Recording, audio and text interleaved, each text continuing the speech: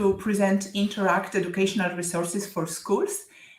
Interact is basically a research project, so it's a network of almost 70 research stations in the Arctic and subarctic, and some alpine stations as well. But the consortium, even though it's mainly focused for researchers and station managers, the consortium is convinced that rising awareness among students, how the Arctic is reflecting on the climate change, what is happening there, and how sensitive it is to the global challenges and global changes in the world, it's crucial. And therefore, some part of Interact is dedicated to education and outreach. We are offering various activities for various levels, various school levels.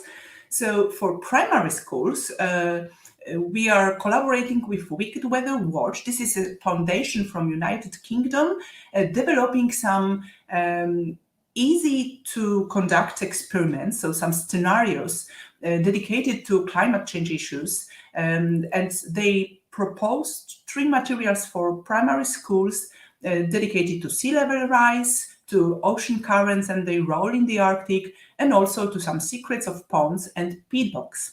What is important, we are preparing experiments that are ready to be conducted easily in the classroom without any very special or sophisticated equipment, so it's easy to follow. We are also offering some toolkits and online lessons for secondary schools. 3 toolkits are ready: glaciers, permafrost, and past environments. They are available on the Interact website. And each toolkit has an introduction, some basic concepts to remember, some mind maps, glossary, materials for teachers, some lesson plans, worksheets for pupils, some online activities, multimedia, recordings of expert lectures, so we are also conducting schools with researchers this way, and experiment scenario. Additionally, we have free online lessons with polar researchers.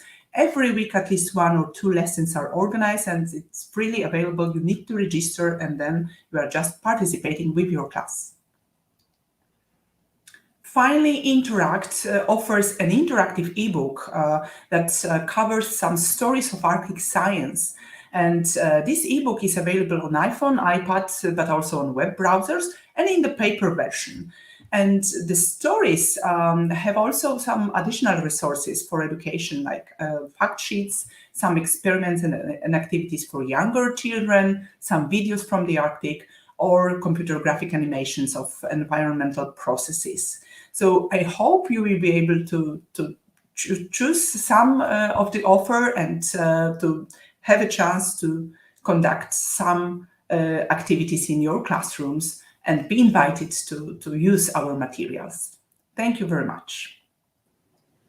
Thank you very much, Agata. The thing is, we know that from experience that teachers have to know the content, support the students, think about pedagogy, and they don't have time to follow all the latest research that is taking place. And I think, Agata, projects like yours help that aspect, right? They bring the research in a way that can already be used by teachers in their classrooms, connected to their usual subjects. Yeah, exactly. The idea is to transform from the research papers to the language that is understandable by students and teachers, and to give this somehow filtered knowledge back to schools. It's the way as well of, well, in a way you're kind of acting as an intermediary from the research to education.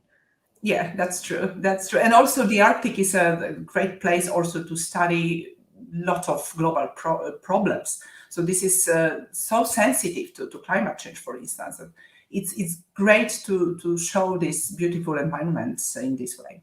Yeah, we were having Ariana before that she's going to go to the desert to replicate Mars, and you're doing the opposite. You're going to the cold area. Did you manage to, I think in the past you managed to bring students there as well.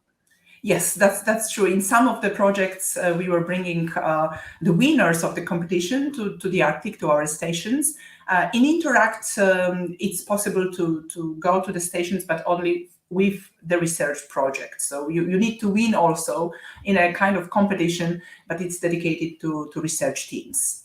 So it's really about career paths, isn't it? So do you want to go to the space or do you want to go to the Arctic? And I guess the same as we were discussing before, it's not only, okay, you might really like the research, but you don't necessarily want to go be cold there. I guess the exhibition, the colleagues going to the Arctic, they are supported by people that stay behind. Of course, and we have a big team here working in the institute, so in Warsaw. And quite often when we are conducting our lessons and someone asks, okay, how far north are you sitting? And we say, oh, we need to disappoint you because we are in fact sitting in Warsaw, but we are visiting the Arctic and we are doing our research there for some particular time in the year only. But then based on the research done there, we may also spread the word about the Arctic from Warsaw. That's very nice. So thank you very much. We'll be sharing, of course, all the materials that you've created and all the research materials that is being produced in the project and bringing it to schools across Europe.